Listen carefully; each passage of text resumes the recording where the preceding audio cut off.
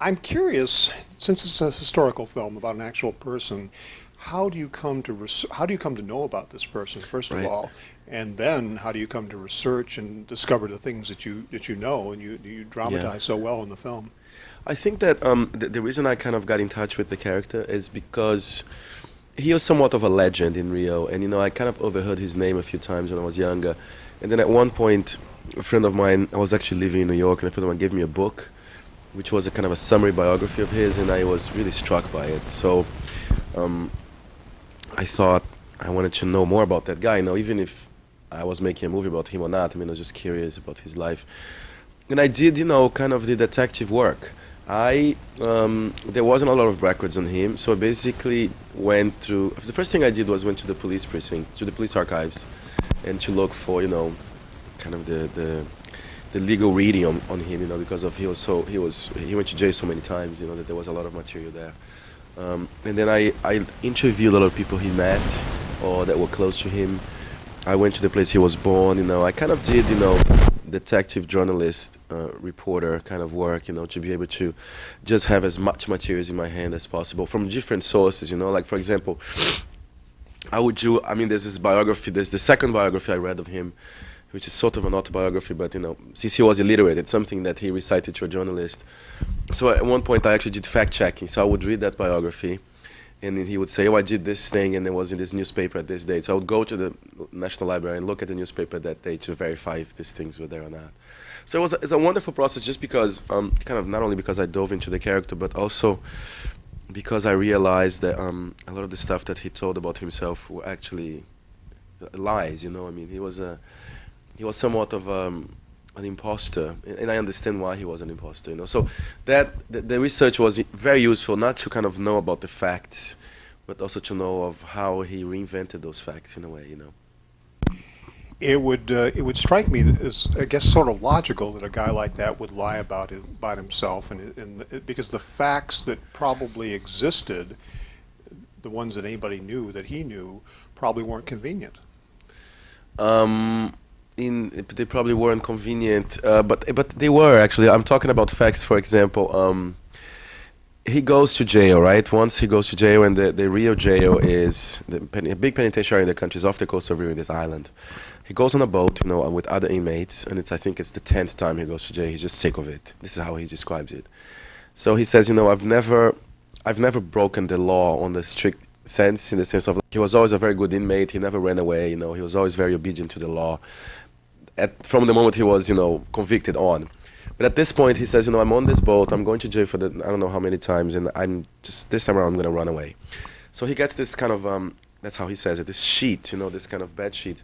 And he makes this kind of dress around himself, and he dances on the tip of the boat, and he ends up jumping from the boat and swimming from a distance which would be from crossing the bay here. And then he gets to the other side of the bay, and he sits down and he has a beer. And on the newspaper the next day, all the headlines were about him.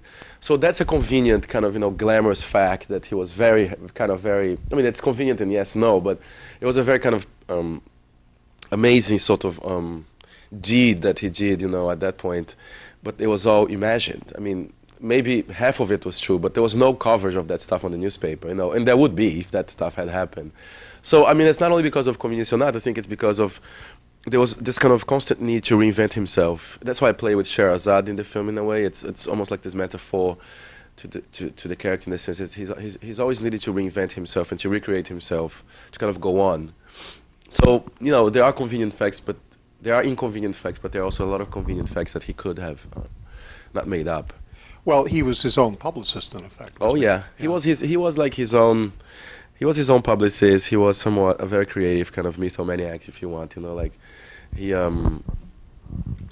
It's more than a publicist because it's also about like how does he present himself. So he was a publicist and a marketing director of himself, if you want. You know what I mean? Not unlike Muhammad Ali, it becomes in the 60s and 70s when he creates a tremendous legend around himself, some fact, some fiction. Yeah. But he's True. got an absolutely flawless hunch for how to get the best facts about himself out to the media. Yeah. I think the difference between him and Muhammad Ali is like, there's a lot of difference, but one of the differences is basically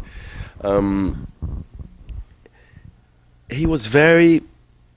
I'll tell you this story, which is interesting. He was always from the underworld, you know, like he was never recognized as a real myth. So, for example, when he says he wants to be a cabaret star, he was never like a big cabaret star, you know. He was a small cabaret star, and it wasn't until like the 1970s, the late 1960s, and that's an important thing to point out since we're talking about this, and you mentioned Muhammad Ali. There was a dictatorship in Brazil, and there was this magazine, this left-wing magazine, very interesting because it had a lot of sense of humor, you know. It was a magazine from the left, but very kind of fun and irreverent. And they kind of picked up on, I think they were weeklies or monthlies. It was monthly, and they would pick up for a few months, like, you know, icons of Brazilian culture as counterculture icons to the dictatorship. And you know, there's a lot of people that they elected, you know, and interviewed, and he was one of them. So it wasn't until that point that he was able to kind of, you know, invent things on a mainstream level. I mean, not even mainstream but that's the moment that he went to TV. That's the moment that he was interviewed, you know, on national broadcast. That's the moment that he went to the papers. Up until that point, and then he died just a few years later. So throughout his whole life, it was really about improvising. I think the word is better than the purposes because I don't think I was so calculated. It was about improvising things to be able to go on, you know, improvising stories, improvising facts on a different scale, I would say. Do you know what I mean? I mean, I think there's a question of scale there, which is quite important. How important was his homosexuality at the time, the prime of his life in the 1930s that you cover in the film, as opposed to how important it might have been later when he was really putting his story out there, let's say in the 60s? How important was it at either time that he was homosexual, that was a vibrant part of his life? It was always a very important thing because what he did was, it's funny, I did one point that I went to the neighborhood where he lived in, like just before I shot the movie, and I went with a video camera and I interviewed a lot of people. Just so I said, you know, who is Madame Satã? What do you know of Madame Satã? You know, just to see how the legend played out. It's always a key fact because of what it's not. And what I want to say is, like, he's always called, you know, he's queer, but he's a real big macho. So it was always an important definition of himself by what came with it. You know, he is that, but he's very violent. So he was always positioning himself not as the kind of dandy, inverted homosexual that was somewhat very present in the kind of discourses of the late 19th century, early 20th century. I mean, I think he was precisely putting, and I don't think this was something deliberate, of course it wasn't, but he was always, you know, challenging this notion of the homosexual as the feminine, but also not abdicating of being feminine. So I think that was always something which was very important on the way that people describe him. It was like, he was this, but he was very violent. You know, he was a queen, but you know, he would kick ass. You know, so that how do you call that? Improbable association was always really key to the way people defined him and looked at him. As a matter of fact, in that scene where he and Taboo, his kind of associate, who was kind of like his personal slave in some way, exactly. His houseboy who he really abused, when they kind of roll that white business guy, he sort of comes on to him in a very seductive, almost butch femme kind of way. He says, "I've got this sister for you," meaning himself, and what you want to feel my sister's thighs. And it's a very seductive come on, but of course it's him switching roles from the butch to the femme, or being the butch femme. Simultaneously. Right. I think that's what really, besides the fact that he challenged the notion of, you know, the femme and how the femme can be so violent. I mean, more than that, it's all about how identity was a playful terrain for him. Do you know what I mean? I mean, it's almost like he could get insulted if you called him nigger as much as he could get insulted if you called him queer. I mean, he was always playing with those definitions. For example, you know, in that same scene, he says, "Oh, you can touch the thighs of this big, you know, this kind of how do you say that in English? Mulatto. Yeah, this mulatta, you know, you can touch." So he's playing even with the definition of what the racist constructs that businessman has about black people, you know. So it's always about, that's why I say that it's such a performative, the performative aspect of the character. I didn't find the right word when I was talking about how he made up things about himself. There's a performative aspect about the character, which for me is really important. It's really important to point out. It's really important to underline. And I think that I do that too because I was living in this country for so long. I mean, I lived here for like 10 years or something like that. And I was always annoyed of how identity was somewhat framed especially like in the last 10 years. So I think what was interesting for me after having that experience here of looking at that guy was like he was switching all the time, you know, he was snapping and switching, and he was going from here to there, not just for playfulness, but as a strategy of survival, you know. I mean, he did that with that guy because he needed money.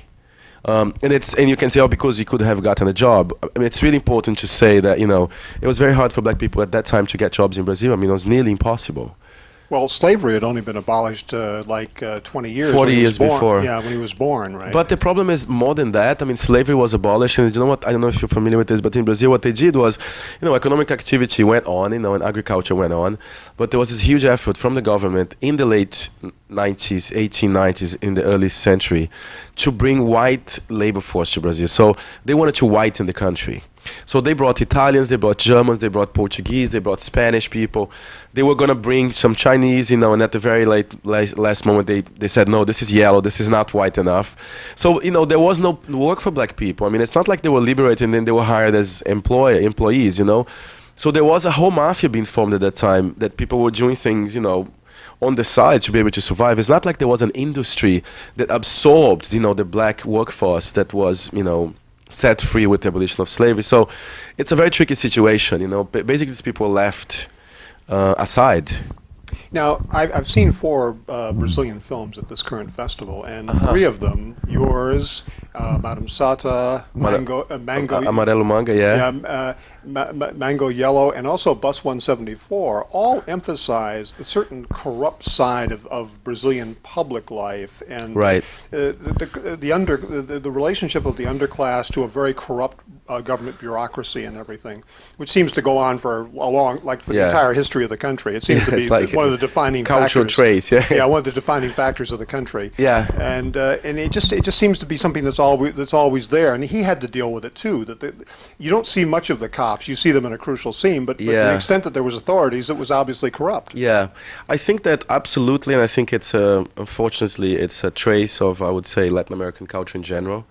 The latest example is, you know, Argentina, for example, you know, with everything that happened, and Menem is going to be probably re-elected, you know. So I think it's a cultural trait which is unfortunately very present. But I think that on the case of my film, and I haven't seen Man of the Year, which is the other film that you mentioned, right? I think that on the case of my film, what I was interested in talking about is that this guy, he did not accept that corrupted authority. I mean, there's something very specific about this character, which was like, I'm not going to cope with you guys, and I'm not going to be your accomplice. You know, you accusing me of something that I haven't done, and what you're going to get with this is a violent reaction from me. I mean, there was something that happens specific with this character, which I think is quite different than, I mean, Buzz 174, you can say that that's there as well, but it's such a different context. It's a context of, you know, you might not agree with me, but I think that this character is everything but self-destructive. I think self-destructiveness is absolutely present in his character, but I think he's a character who's ultimately trying to live his life in the best way possible. And I think that for example, in the case of Buzz 174, it's a trapped character that's self-destructing himself, you know, that's kind of imploding himself, let's say. So I think that there are similarities in the sense of how these characters relate to corruption, but there are also very specific ways that in the different films they relate to corruption. Yeah, I'll make this analogy, which may or may not make much sense to you, but the American black boxer Jack Johnson in the early part of the 20th century is a figure somewhat like this, a man who was very skilled at what he did, yet was considered an outlaw by society because he was too good a fighter, and he took white women across state lines. He flaunted his power, his blackness and his power just too much. It was too much for the white establishment to take, and your character is sort of the same way. He's too much for the establishment to really deal with. No, I agree completely, and I think that what really interests me on this character is exactly the fact that why is it too much? You know, I think that's what he was pointing out all the time. Like, why am I too much? I mean, you know, I'm trying to live my life, and of course, because I can't live my life the way I want to live my life, being in the world for me is a painful experience. Of course, I react violent, like for example, like this guy did. You know, of course, they were hyper characters. You know, I mean, they were characters full of energy and stuff. But one of the things that's important to me is, like, you know, I think there's a line in the film when he's trying to get into that club, you know, and the guy says, no, you can't come in because, you know, you can't get in here. And he says, why can't I come in? If everybody can come in, why can't I come in? Which is, you know, I know it sounds like an obvious question, but it's not an obvious question, and his answer is not an obvious answer. And I think that, for example, in this country, there's a tradition of the rebel, which I think it's a very interesting tradition. It's a tradition that's linked to, to the conqueror, to the man of the West. But you have to understand that in Brazil, there isn't a tradition of the rebel. You know what I mean? There's a tradition of negotiating. So if you look at, for example, of how race is played out in that country, race is played out always, underneath.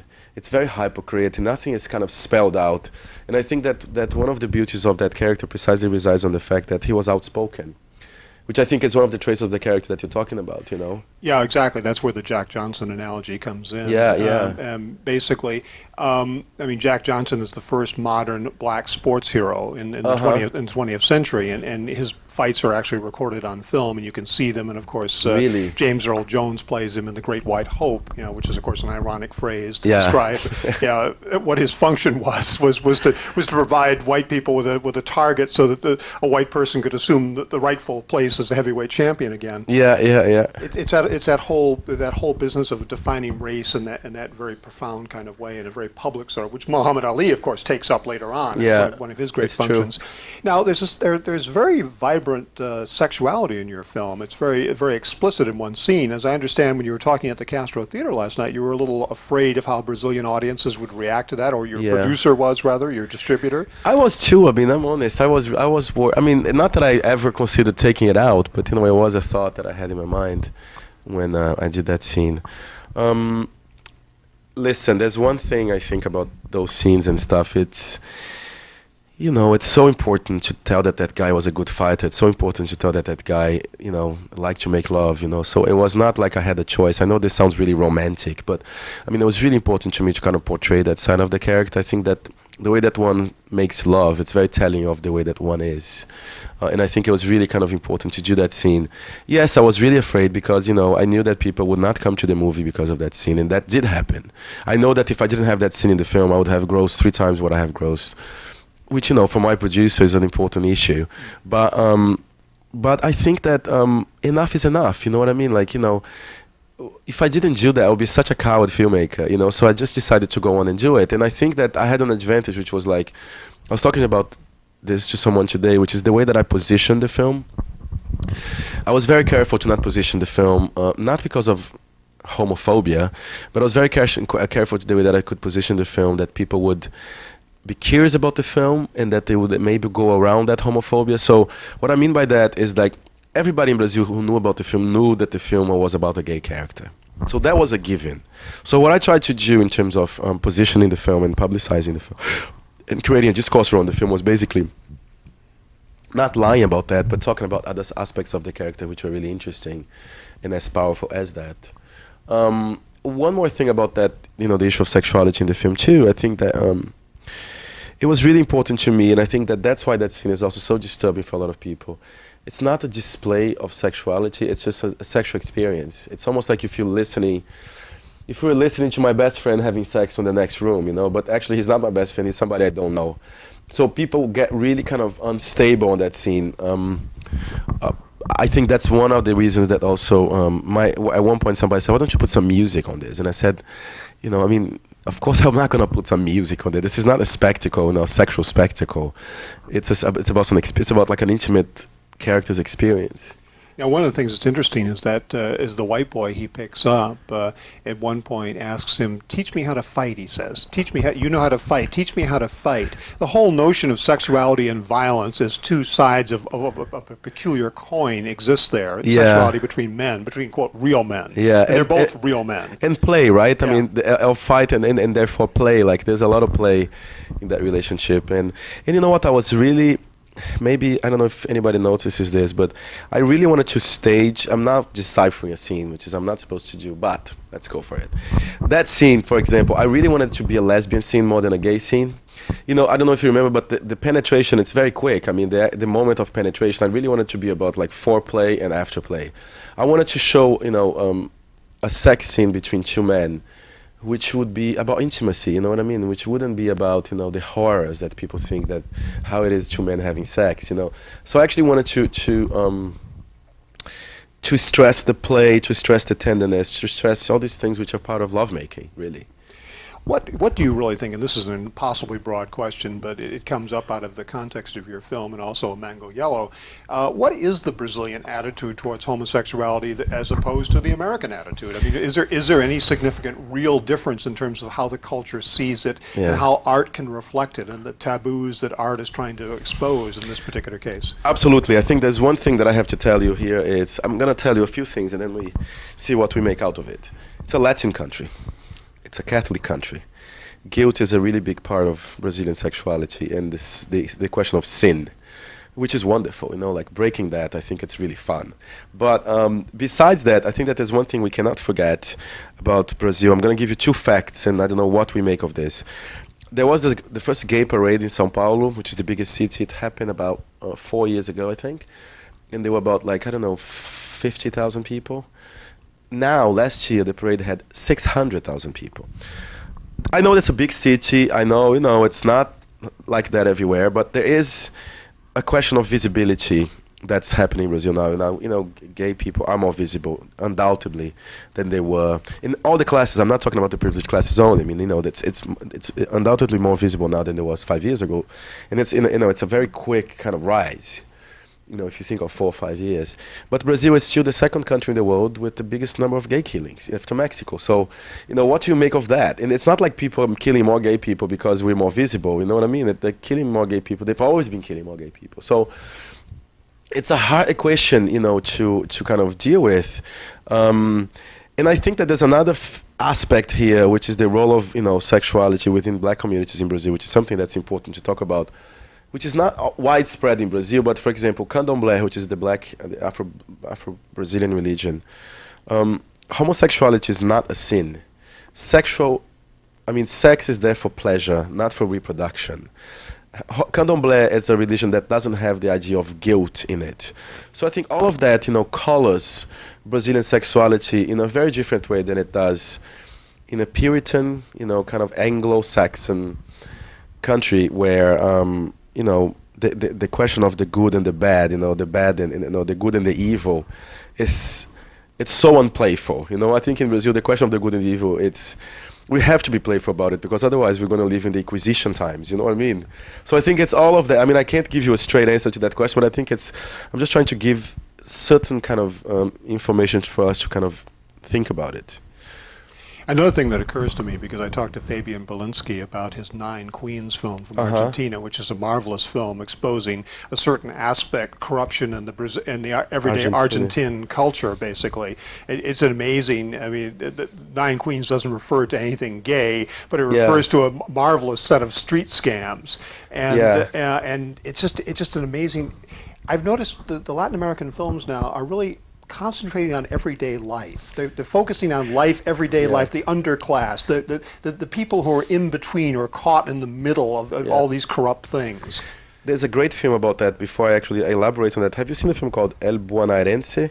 No. You must see it. It's a film about a cop, you know, a young cop who lives, actually this young man who lives his village in the countryside, and he goes to Buenos Aires and becomes a cop, and nothing really happens. I mean, it's really about his experience in the police. And El Bonaerense means the people who are born in the periphery of Buenos Aires. So it's about daily life in the periphery of Buenos Aires through the eyes of a cop. I think that there is, specifically in the Argentinian films, and also a lot now happening in Brazilian cinema, there is a way to look at daily life, which is beyond kind of documented daily life, which is, I mean, I know it sounds pretentious, but there's this poetics of daily life happening in Latin American cinema now, which is something really kind of interesting that we should watch out, in the sense of like trying to kind of, you know, think about it. And why is it that, you know, the daily life is an issue which is so important. The other thing which I think is really key on what you said is that, and I think it's something that I mentioned last night about the question of shame. It's very shameless to do a film like Amarelo Manga, you know, to show people who are poor, who are living in bad conditions, you know. And it's not like we're doing films which are abject. We're doing films which are very honest, you know. There's something about, I was having this discussion with this Brazilian kind of privileged psychologist the other day, and she looked at me and said, but your film, she was like saying, I love your film, but it's like, it's a great film, you know. And she was making this face thinking, but it smells. And I said, thank God you feel it smells, you know what I mean? I mean, that's the whole point. There is this, when I say it's a shameless kind of cinema, it's like, okay, I mean, I joke about my character. They say, "Oh, this character is such a specific character." I said, "Hello, you guys. This character is black. 46% of Brazilian population is black. He's illiterate. Most of the Brazilian population is illiterate anyway. You know what I mean? He is poor. Most of the Brazilian population is poor. So he's just emblematic. He's not like an exception. So, I mean, let's face this country the way it is. You know, let's just like stop putting the dust under the carpet."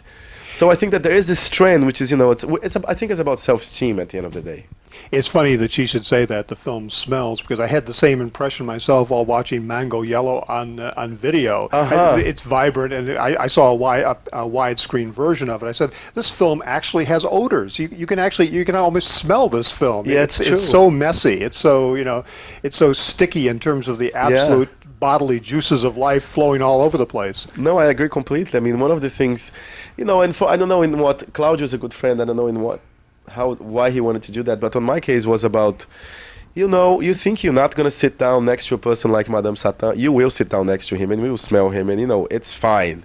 I mean, it was really, and if you get appalled by it, you have a problem. It's not that he has a problem. So it was a very deliberate strategy, to kind of use that dimension that filmmaking sometimes neglects, And another thing, this is a very obscure film that you probably haven't heard about.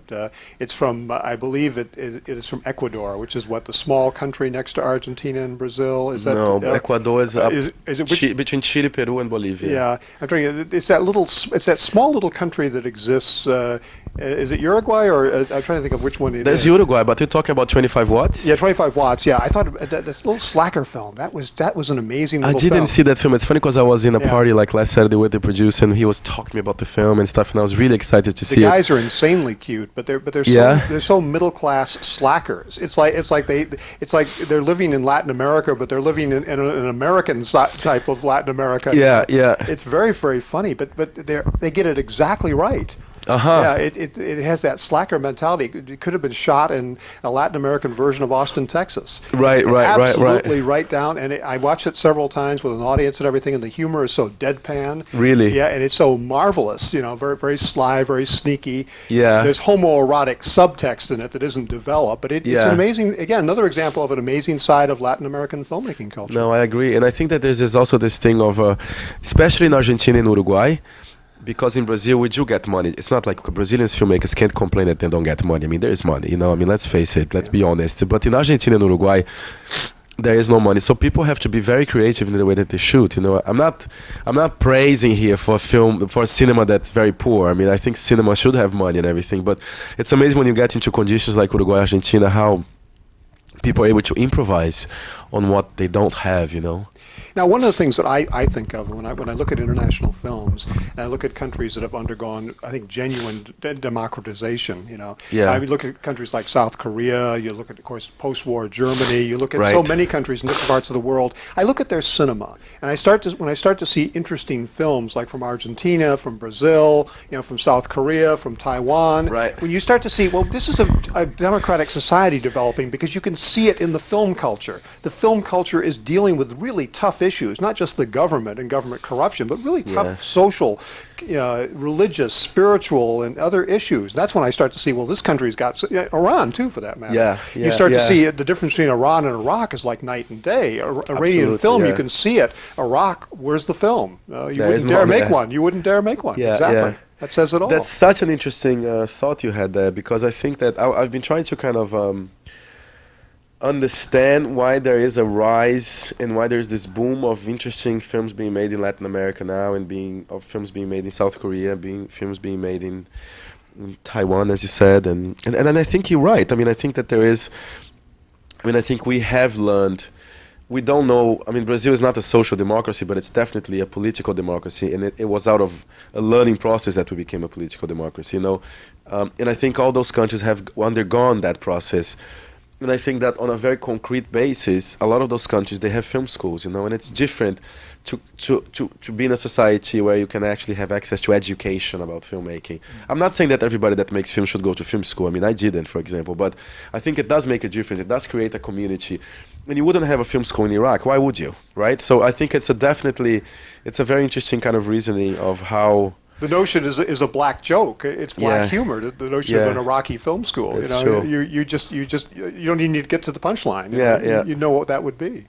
And I also think that it has to do what you're saying with something that I said before, which is the question of self-esteem. I think that at the moment that you recognize, I was making this joke the other day about Billboard magazine and the world music and pop music, and I think that what we're talking about here too is like, we are coming into the pop charts. We are not in the world music section anymore. Do you know what I mean? I mean, there's just something about maturity and how you undergone certain processes, political processes throughout the time, that it's almost like we don't need to be folkloric anymore. None of the cinema that you're talking about, they're very cosmopolitan, but a very specific kind of cinema.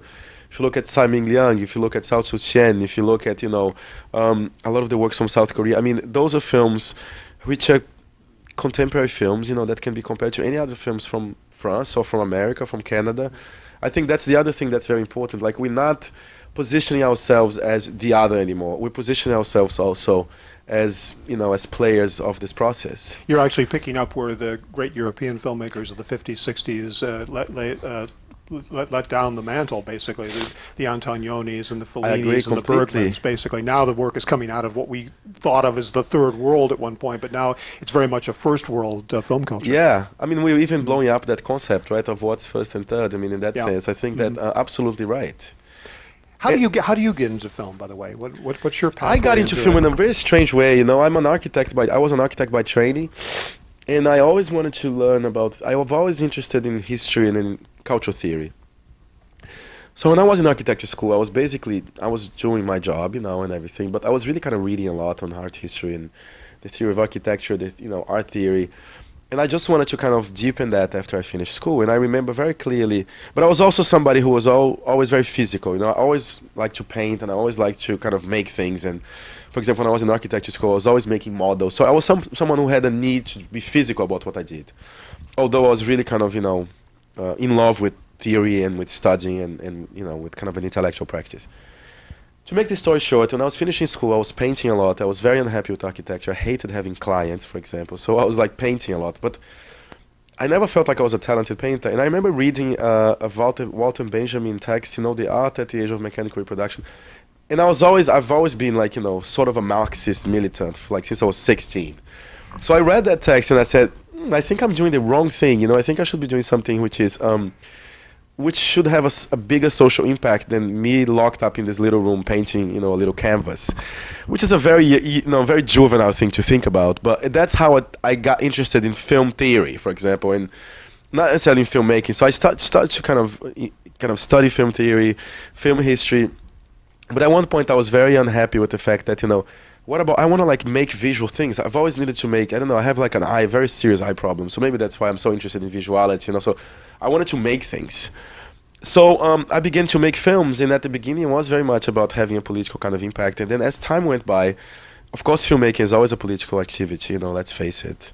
But for me, it's something about the craft. I love it, For example, I was watching, did you see Friday Night, the Claire Denis film? I'm going to see it, yeah. I'm looking forward to Man, I was watching that film and I was thinking, this is why I am in the world, I mean, there's this feeling that when you see that film, it's almost like she got the celluloid and she made a curtain out of it, and it just goes up onto your cornea, I mean, there's something physical that happens in that film, which is really amazing. So I think that I got into film out of a political kind of endeavor that I thought, this is how I should kind of this is how I'm going to change the world, But then as time went by and I kind of start to make films, it becomes much more like it's a craft that I love.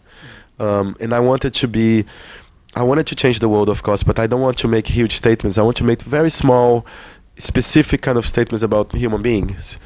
It changed a lot. Now your film is full of these saturated colors. They almost go back to kind of the Esther Williams land and Technicolor in the 40s. Basically, they're very vibrant, and I think the Esther Williams analogy is probably correct in some respects. Yeah. Because your main character is kind of an Esther Williams-esque, kind of bigger-than-life queen who's putting on that kind of a show. He doesn't have a swimming pool, but if he did, it would be very similar.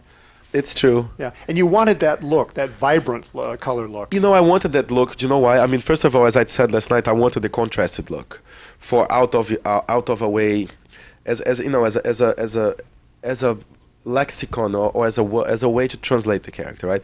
It's a very kind of extreme character in all senses. So I wanted the look of the film to be very extreme, and I wanted the saturated colors because I wanted, first of all, I wanted to look, I think I talked about this last night as well, I wanted to look at the past when you look at 1930, if you're going to be loyal to the period, and I think I really, it's important for me to be loyal to a period. When you look at the colors, it was before oil, before petroleum. So all the colors, they were made with, natural dyes, So all the colors were very pastel.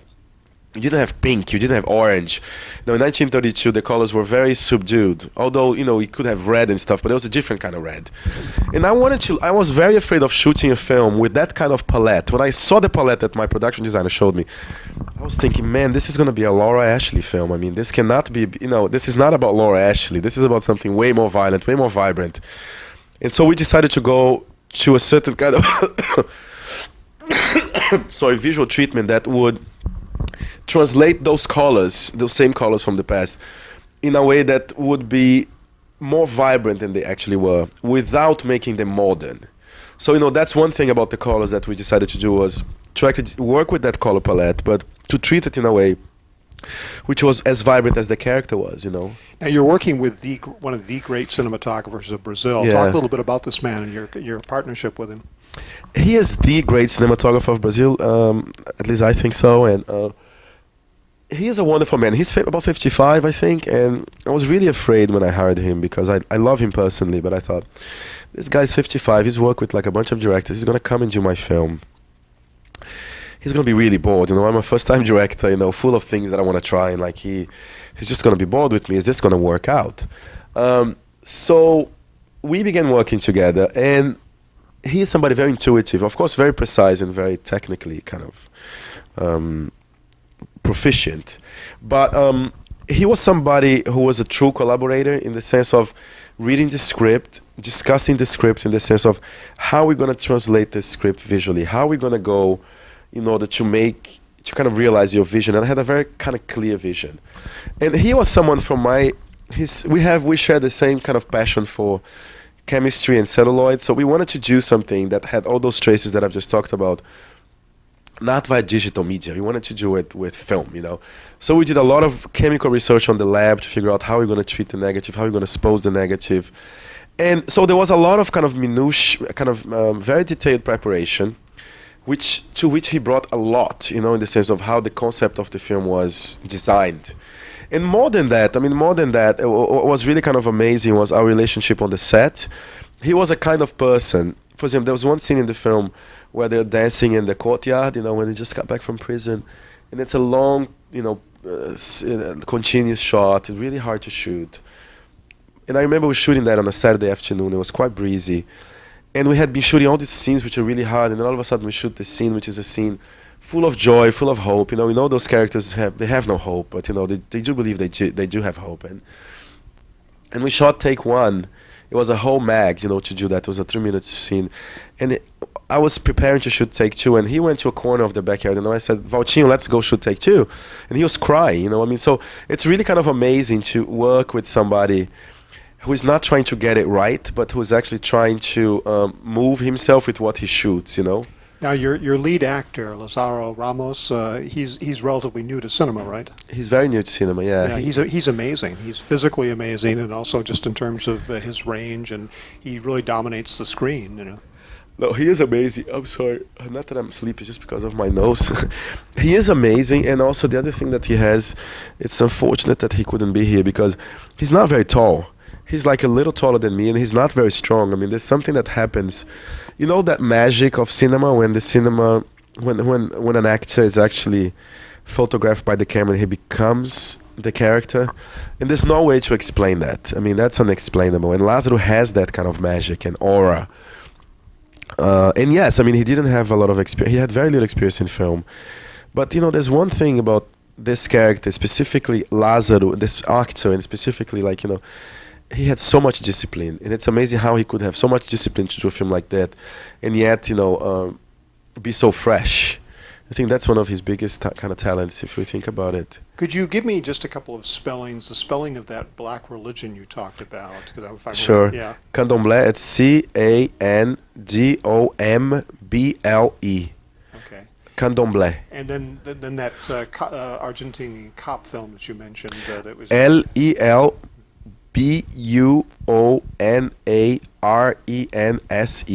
Good. Boa Nairense. Have you seen a film called Monogrua? No, I haven't. It's the same director. Okay, great. What's the name of the director? Pablo Trapero. Great, great. I did see Burnt Money, which is a great Argentine Oh, yeah, film. yeah. Another Plata gay Queimada, film about yeah. the gay bank Sexy, robbers. yeah? Yeah, very sexy, exactly. That's an amazing film. I know. Well, this has been great. I wish you great luck with the film. And what are you working Thank on you. now? I'm working on I'm working on an installation. I wanted to work on something non-narrative after I finished this film, so I'm working on an installation on kind of pleasure and during Carnival that I shot during Carnival, but it's really about pleasure and sexual pleasure. And I'm working also on 2 other scripts, which are very much in the beginning, which are women's stories, really. Well, thank you very much. I look forward to seeing some of them. Great, thank you. Thank you very much.